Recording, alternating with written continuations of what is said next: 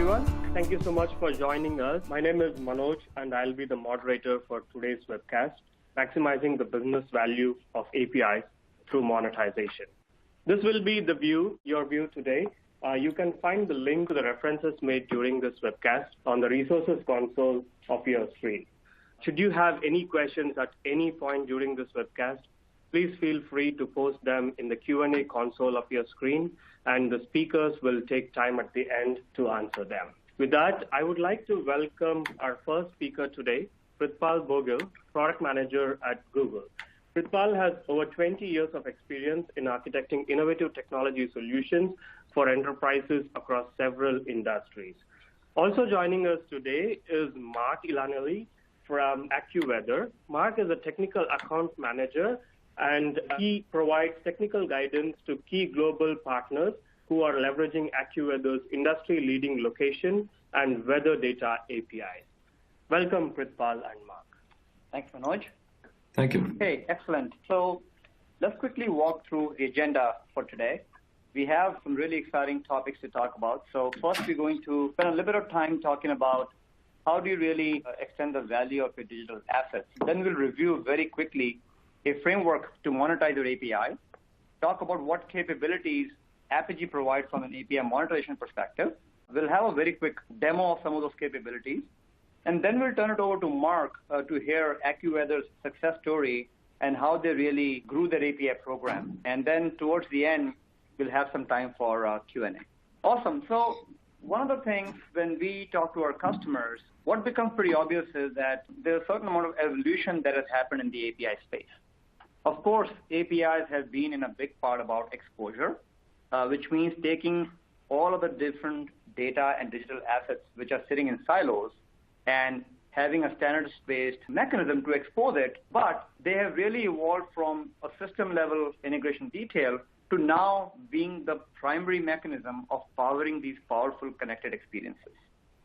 So APIs definitely are taking a much bigger role in every single enterprise for which digital transformation is top of mind. So the way we see API programs growing, they start from 2 or 3 different APIs in a project, which is helpful to kind of kick off the API program, and that has a good amount of initial impact. But very soon we see many of our customers really grow the API program and go all the way over to what we refer to as digital transformation. And essentially, digital transformation is nothing but the ability for you to be able to express your capabilities, your assets as APIs, and more importantly, get to the point where they become a new revenue channel, where you can reach new markets. So this is essentially what we see with many of our customers who have embarked on their API program, get to the level of true digital transformation and essentially building new revenue streams. One of the questions which comes up is, well, why do that? This is a very, very interesting conversation that I have with many of the developers who are actually working and building those APIs. Many times I will ask them this question, hey, do you know what is the value of this API? Certainly to the developer, it means that it is serving a purpose of exposing, let's say, catalog data as an example. But when you implore a little bit more, what value does that API have to the enterprise, right? Once you start chunking up from there, you will realize that that's an API which is essentially a product which that company is using as a mechanism. They're using the API to express that capability as a product. And so essentially it has ROI implications. So think about APIs as not just a simple IT project, but something which actually directly addresses and drives business goals. It has the ability to be able to get right kind of visibility. So think about APIs as not just a simple endpoint which has some data that it serves, but think about the business purpose that it is aligning with. Many of our customers have a lot of different kinds of APIs that they build, right?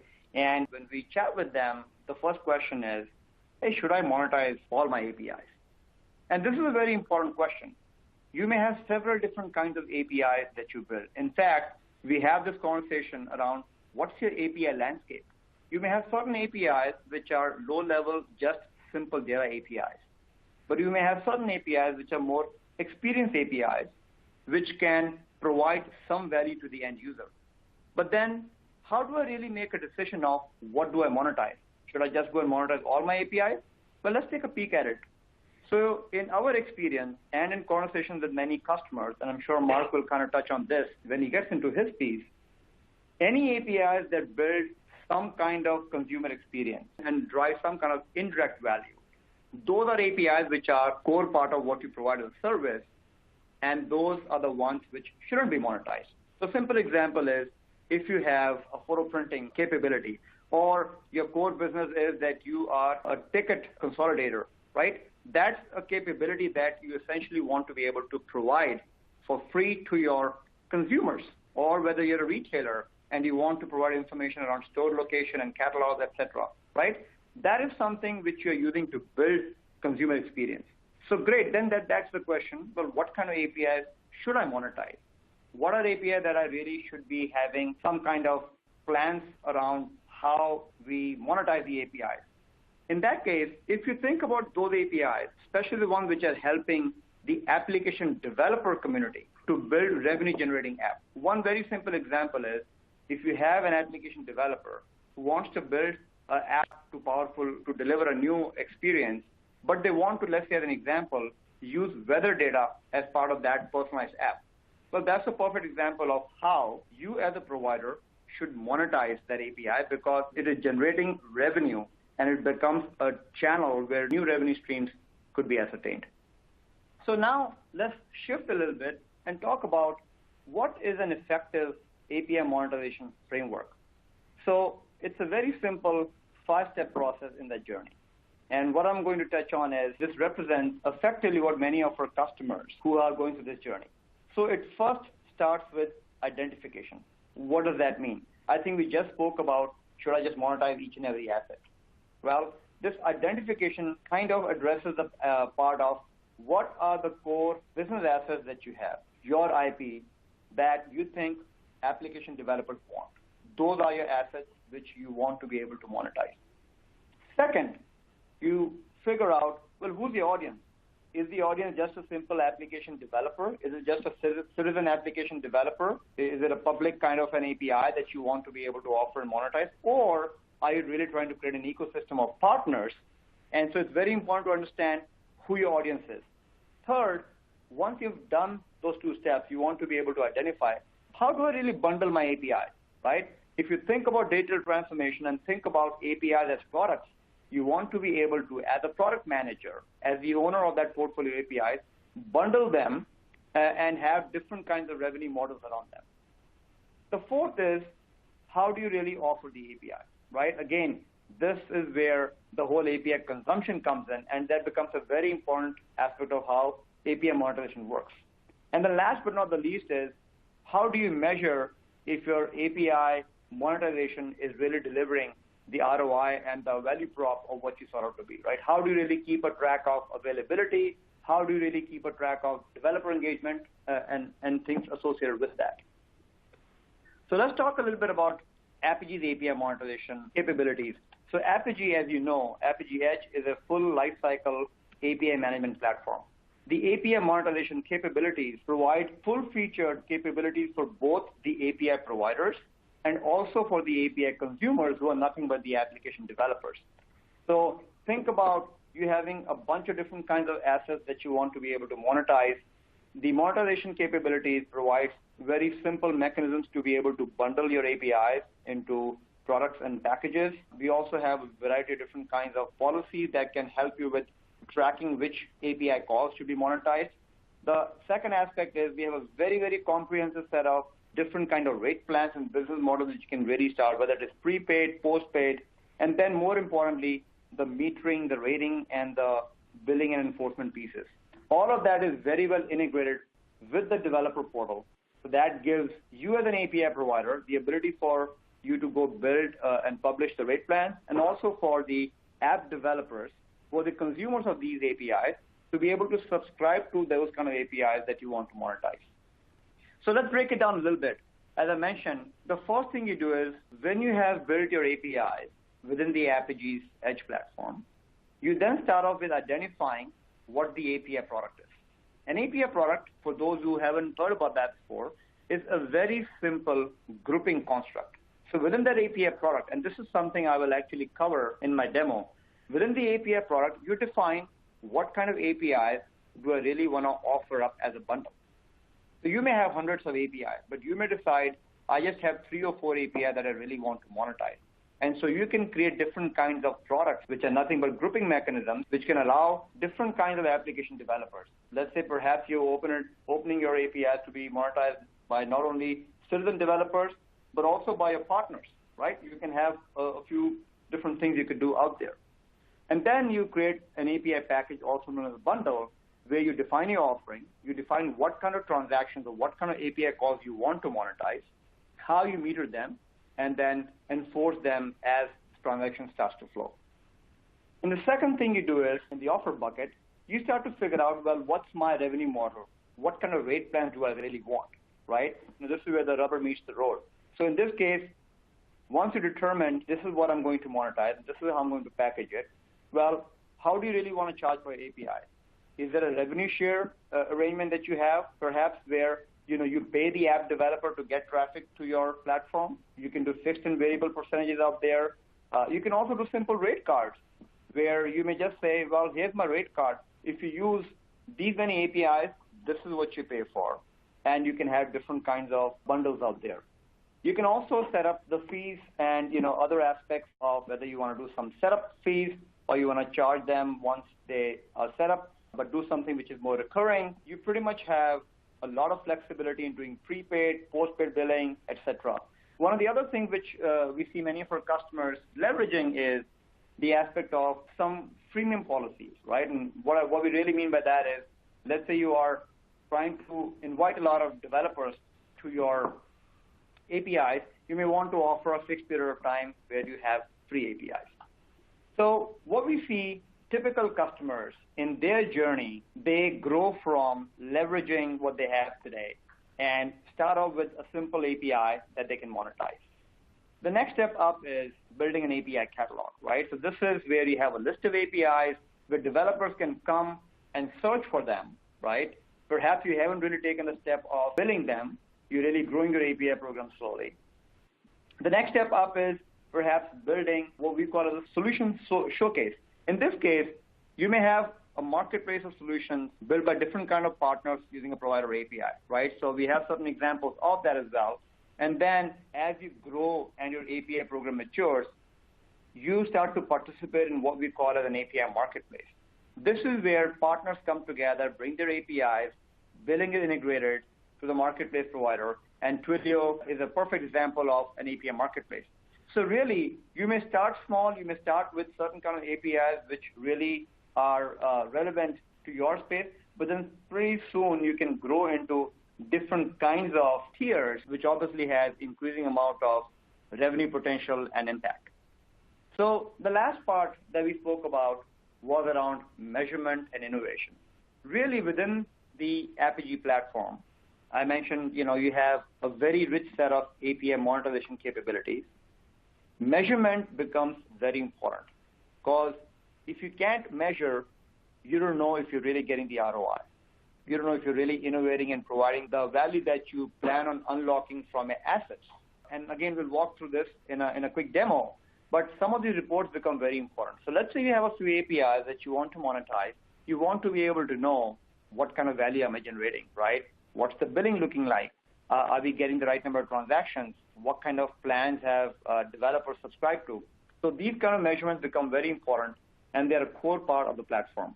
So here's an example of another report which kind of tells you what kind of volumes are coming in of API calls, what kind of gross revenue, and a lot of this is dependent on the kind of plan that you have, whether it is prepay or postpaid. We also have integration with different kinds of payment providers, as an example, Stripe, and we continue to add more and more capabilities to the existing set of rich capabilities within the Apigee API monetization feature set. So with this, what I would like to do is get into a very, very quick demo. In this demo, I'm going to showcase a few different parts of it. So think about me as a product manager, okay? So this is the Apigee Edge management UI, and I'm logged into an org, which you can see out here, called Amer Demo 25. This is the org that I'm using for demo purposes. And as an API provider, I have my API developers who are building different kinds of API proxies. An API proxy is nothing but it's a definition. So in this case, let's assume we have two different APIs out here. One is an ad service API and the other is a product catalog API. So when you go into one of those APIs, you can very quickly see that the API proxy is nothing but a definition. It has an endpoint, which app developers will invoke from their apps. And more importantly, it has a bunch of different kinds of policies. You have different kinds of policies for traffic management, security, mediation, and you can even extend the platform by adding your own policies using a variety of different kinds of technologies which are available out here. Once you build these API proxies, the next step up is, well, how do you package them? How do you bundle them? So that's where the product manager would come into this area out here called the API products. So let's quickly just add a new API product. So let's just say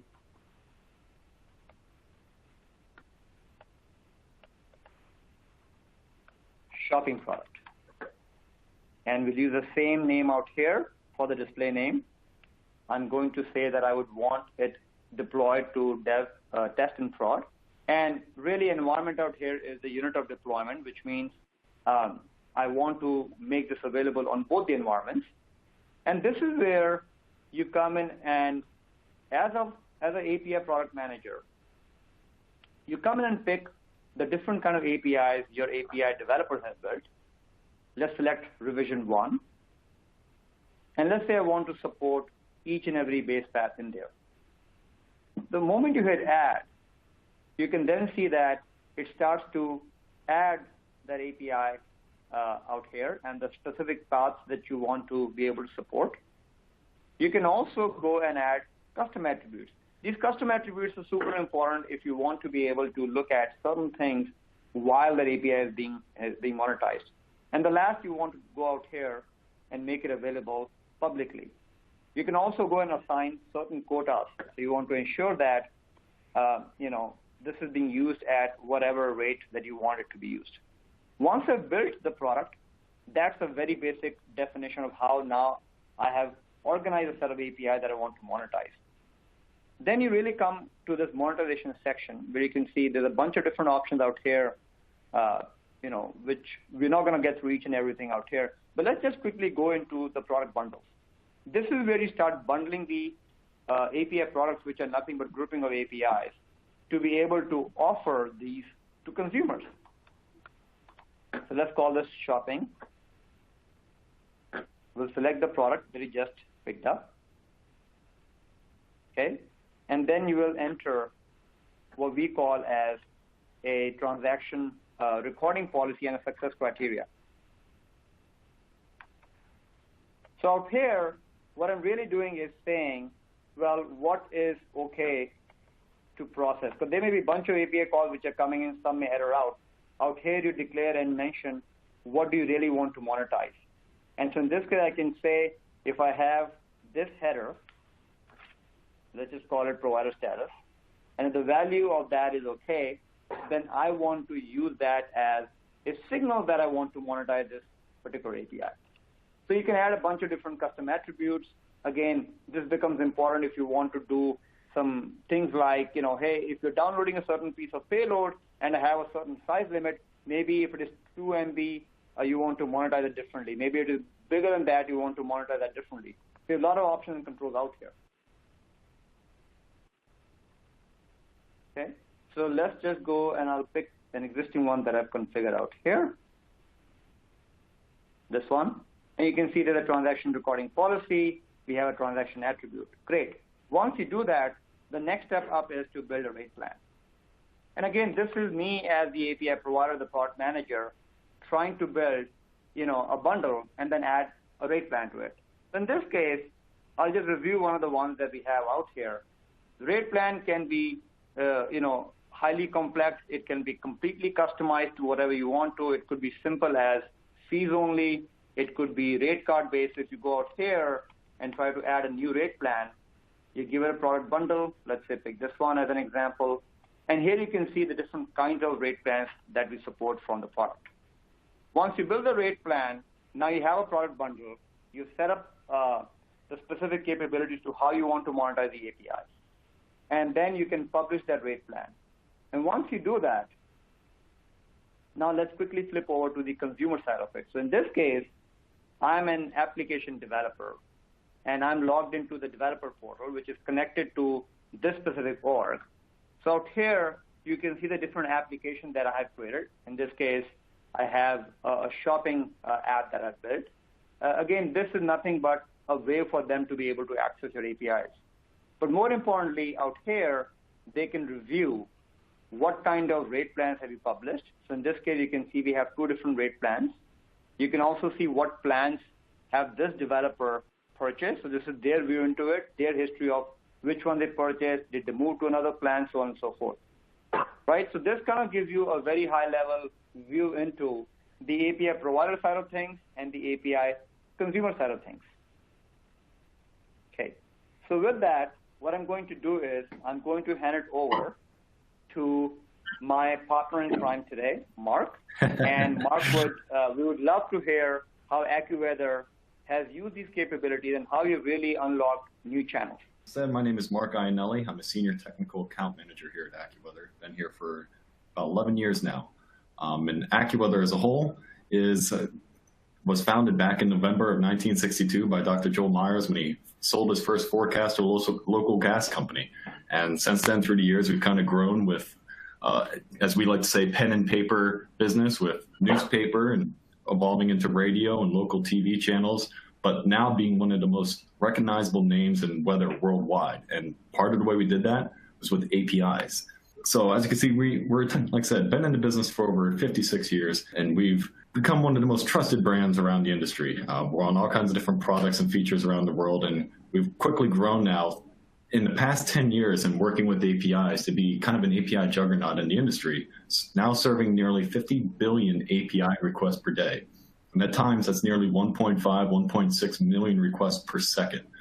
And this includes even a lot of our own products and services here at AccuWeather, because we serve a lot of our own products and all of our lines of business and platforms with our own APIs.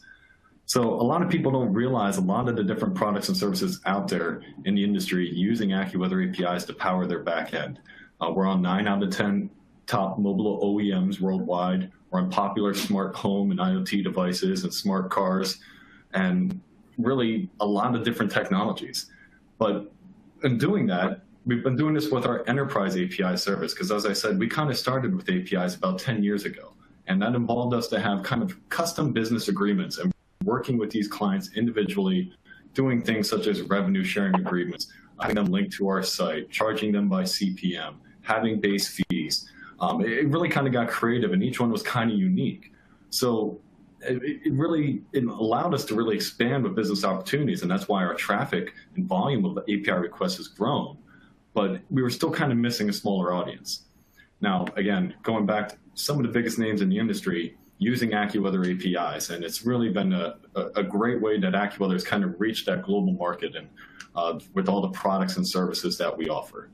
One of my favorite stories that I love to tell about a client using our APIs is a great outside-the-box solution. Cohero Health, they're a connected inhaler company. And basically, just to briefly tell their story, to talk about a cool, innovative use of APIs. So basically, when the user has a respiratory attack and uses their inhaler, this product calls our current conditions API and captures the weather at that time. After a brief learning period of continued use, it takes that captured data and finds trends in your usage against the weather. So from there, it continues to call our forecast API to help predict, based on those trends that it found, when you might need your inhaler again. We love it. We thought it was an incredible use of our APIs. But going back to what you were saying earlier, there's APIs that can bring a service and APIs that you can kind of charge for a fee as a paid product. And part of what AccuWeather brings is obviously our weather data content. It's a global product. We've been known as one of the most accurate weather providers worldwide. We have languages and dialects, over 200 languages and dialects, severe weather alerts. We have our Minicast product. So we have all these features and things that we like to bring to our community all around the world. And that has granted us the opportunity to work with so many great partners. But again, the enterprise API that we've had for the past 10 plus years, we were missing a smaller audience. We needed to reach the small developer, the individual developer with the idea, the small companies, the Kickstarters, the students at hackathons. So that birthed the concept of the AccuWeather API Developer Portal, working with Apogee. So by doing this, we were really able to create a self-serve environment where people can really find us and for a reasonable fee sign up, or even for free sign up and test our APIs. And it has already shown to be quite popular and highly productive for us as a company in improving our outreach of API technologies. And an interesting graph talks about working with companies like Programmable Web. This is a graph that you'll note on the bottom. I have a date there, September of 2017. This captures the top tracked APIs of all time by Programmable Web. This graph is kind of capturing the interest in AccuWeather APIs prior to us even launching our portal. So the need was out there for people to find us, but they were having trouble finding us in a way to actually access our API content and find an easy way to work with AccuWeather APIs. So by having that portal, we're able to basically increase our opportunities to work with new people, get the word out there, and basically increase opportunities to not just for ourselves, but for others. And one of the ways we did that is, as you said, finding the right package, understanding your end users, understanding who we were trying to target. And in this case, as I said, the small business, the single developer, the student. So that made us think about how can we offer API content that we normally have customized packages and set individual fees for all these different clients. So we broke down our API content into individual packages that we have on the screen in front of you. Now, one thing that we love about the beauty of Apogee monetization is the ability of how we can offer these packages at different monetary values. As you can see, we have a limited trial for free, but we also have these additional packages that charge by not just a base fee, but a CPM rate. And the reason we did that is we never want to stifle someone's creativity with a potential cap, so to speak, on their API quota. So with our different packages, you can sign up for a base fee to get that access to our content, utilize our content. But say you have an idea that really starts to take off, and in that month, it generates a lot more volume than what you anticipated. Well, with AccuWeather, then you pay that base fee, but then you'll get charged an overage fee at the end of the month. So that way your product can continue to stay out there in the marketplace, but not be, again, stifled in any kind of way, because that's the whole idea of this product. It's a self-serve product serving the developers. It's an API written by developers for developers using AccuWeather's content. And we want people to grow with AccuWeather. We want you to have that ideas, take them and build with it, and hopefully graduate from package to package. And maybe as you get even more basically popular with your products and ideas and you really start to take off, hopefully even the ability to talk to us and you can become our next big enterprise client. Because you never know, like all it takes is one single creative spark, one single developer to have that next great idea. And this API portal has allowed us that opportunity to work with these different partners and bring that to the end user and hopefully really generate these great ideas. Now, we know it's been gaining popularity and people have been finding us. And as you noted, with the analytics offered by Apogee, we're able to really see that. Our developer engagement graph is a pretty quick snapshot, and I will say I took this snapshot even earlier in the week. It's already grown in those few days since I took this snapshot. Our total number of developers is now almost about 66,000. So it is literally growing by the day, people finding us because we've been able to get the word out there about AccuWeather, finding ways to kind of promote ourselves by doing great webcasts like this, having ads online, hitting the community and bringing our API to hackathons and different events. And then obviously just knowing that people want to use weather data in their things because the weather impacts everything you do, whether it's what you wear, what you eat, how you feel, what you think. A lot of people don't realize consciously and subconsciously that weather impacts everything you do.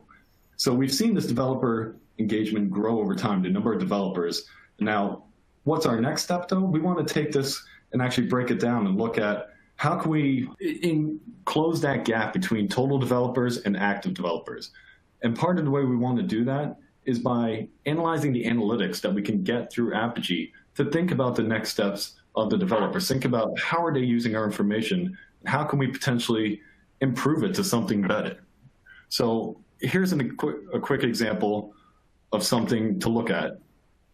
And this is essentially a brief snapshot of a single client on our portal. And what we love about this by working with Apigee is we have the ability to look at this and see the individual API endpoints that are being offered here, see the content that they're using, see the intervals and the volume spikes in which they're using us. As our team looks at this, as our different project managers and myself all look at this, we can see that how they're using it, and this is just one individual client. So from here, we can even take it a step further and look at the bird's eye view and kind of think about the overall general health of our APIs. How are these people, how is the actual health of our API happening right now? And how can we potentially improve it better? Because by looking at these numbers, we want to learn things like about who has walked away, who has grown, what are we doing right, what are we doing wrong?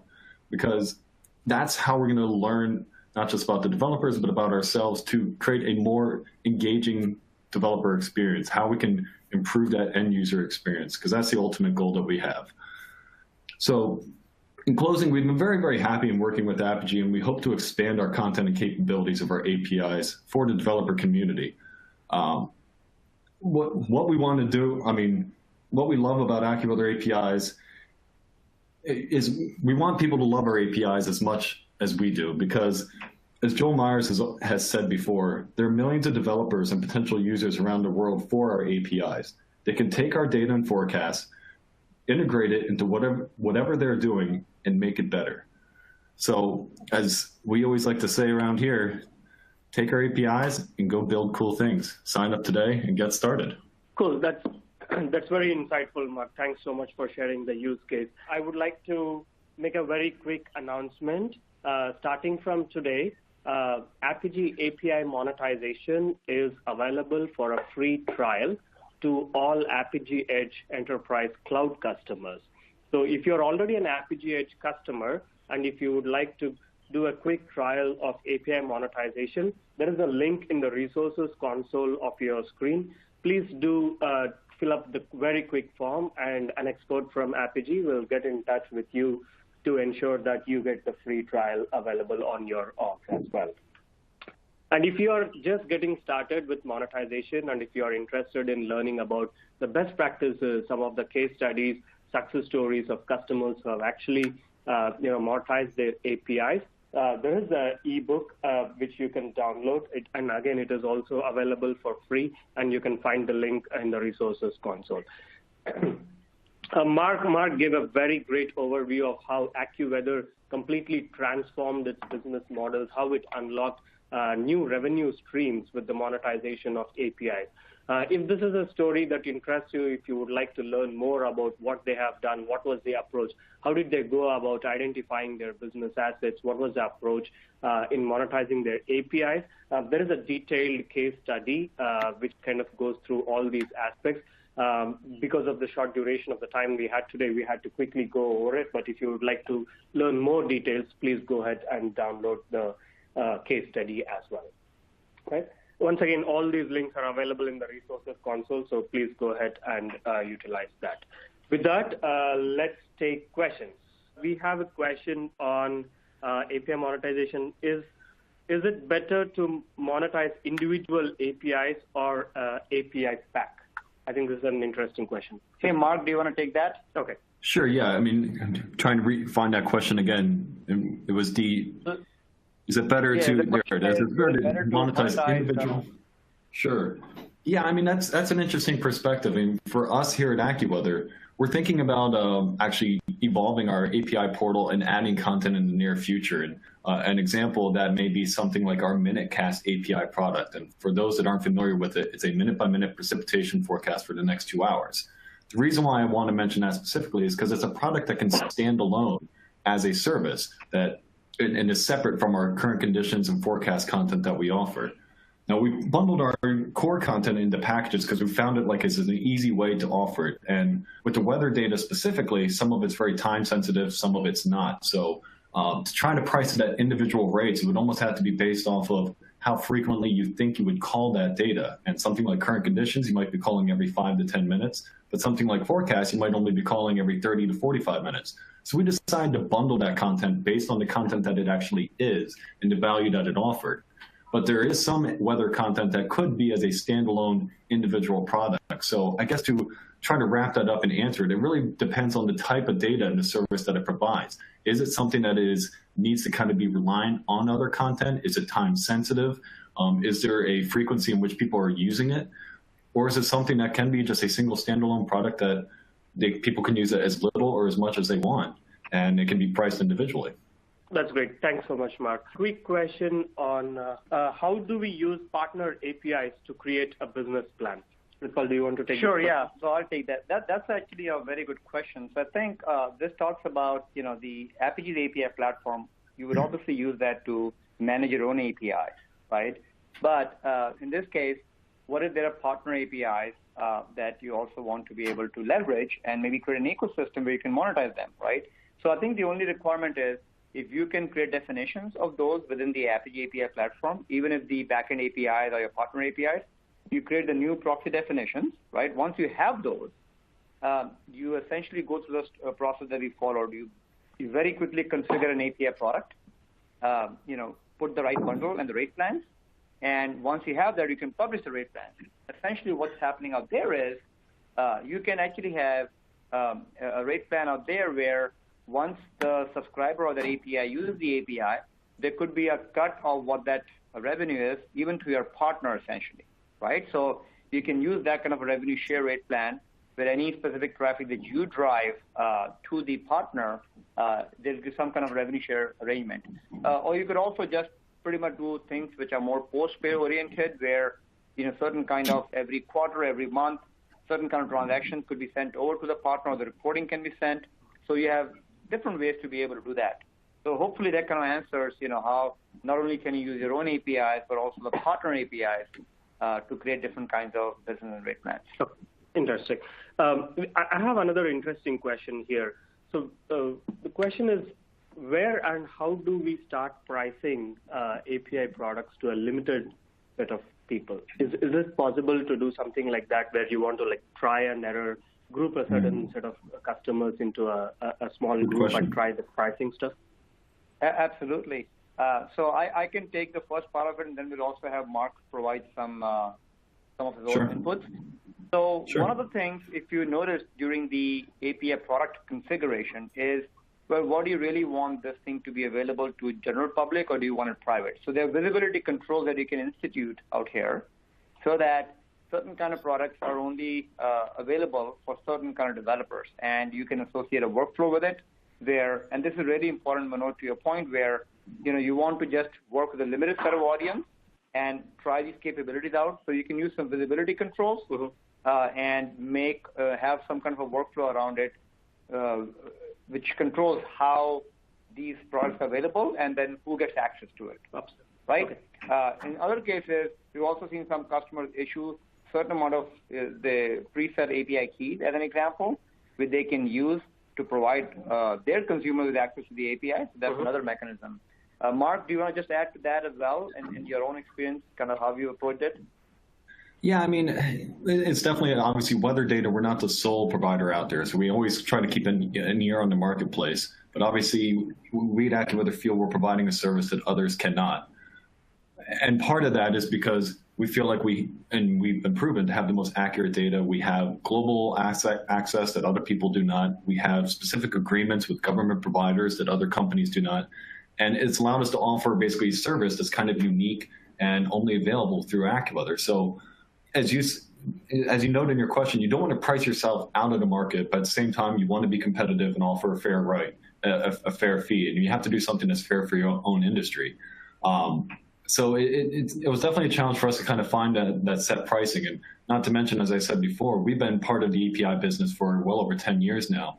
And we had to make sure we're not even cutting our own lines of business by undercutting this individual self-serve portal at very, very fair and reasonable fees. So we had to make sure as we broke down our packages, pricing it in a sense that we're offering content in a self-serve environment with limited service. So that way people could kind of go sign up on their own and get that fair fee. But if they want additional services and capabilities, we kind of held that back for our enterprise API. So that way we're still offering an overall growth plan for API and projection that people can grow with AccuWeather with something simple, but then graduate to hopefully something bigger with a full-blown business partnership and working closely with sales and technical account managers. Sure, that's interesting. Mark, I have one more question for you again. Did AccuWeather use other third-party APIs for which they had to pay? How do you manage failovers, business continuity, etc.? Do you use any tracks? So we don't really use any other third-party APIs we have to pay. I mean, we obviously have business agreements for our data content worldwide. So we aggregate data from multiple sources, private and public, government, and then we obviously provide our own analytics to it. We combine it with our own algorithms. We have over 100 meteorologists on staff here that help look at all of our data and basically create that world-class forecast content and data that we offer to our end users. So we don't really have to worry about any third-party data API in that sense. But yeah, I mean, I guess that's about it for that one. Yeah, that clearly answers the question. There is one more question on, I think we haven't touched upon this particular topic a lot, but I would like to ask Prithpal, how is billing and payment processing handled in Apigee? Yeah, that's a great question, Manoj. So essentially, I think we have a few different options out there. And it kind of depends on what kind of rate plans do you pick. You know, as I mentioned, you have a choice of a prepay kind of a plan, or where you can do postpaid. In a prepaid scenario, you would also obviously want to integrate with a payment provider. Mm-hmm. So we have options to integrate with WorldPay. We're also trying to provide support for Stripe. So these are different payment providers that we can integrate with. And, you know, they would handle all the financials for it, but then we become kind of the system of record which passes all that through. Mm-hmm. Apigee does have the capability of generating, you know, your billing and even reporting, as I mentioned, so you can do that. In many other scenarios, we've seen customers use postpaid plans, and then we effectively become the system of record. What we do find is many of the enterprise customers that use our capabilities, they already have huge investment in some of their own billing systems.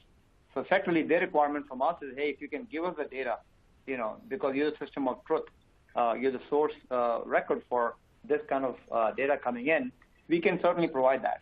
And we also have APIs which are available that customers can use to get the data out and then integrate that into their own billing systems. Mm-hmm. That's perfect. I believe that is all the questions that we can take at this point of time.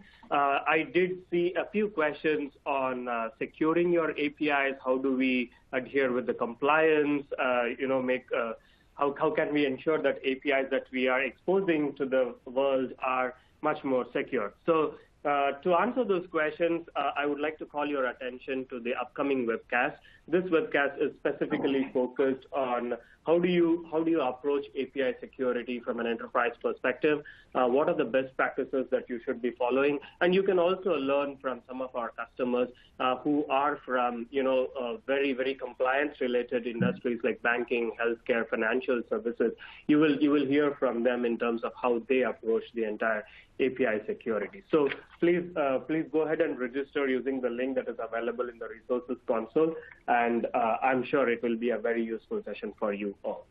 I also wanted to invite you to Google Cloud Next. I'm sure all of you are aware of this happening on April 9th to 11th in San Francisco. Apigee this year is going to have a great presence. We have customers like HP, Equifax, AccuWeather itself, Kaiser, Urban Science, Global Payments, customers from different industries are going to talk about how they have transformed their businesses using APIs, right? So please go ahead and register, and we would love to see you all there. Once again, thank you so much for joining us, and I hope you have a great rest of your day. Please post any questions if you have, and we will be happy to answer.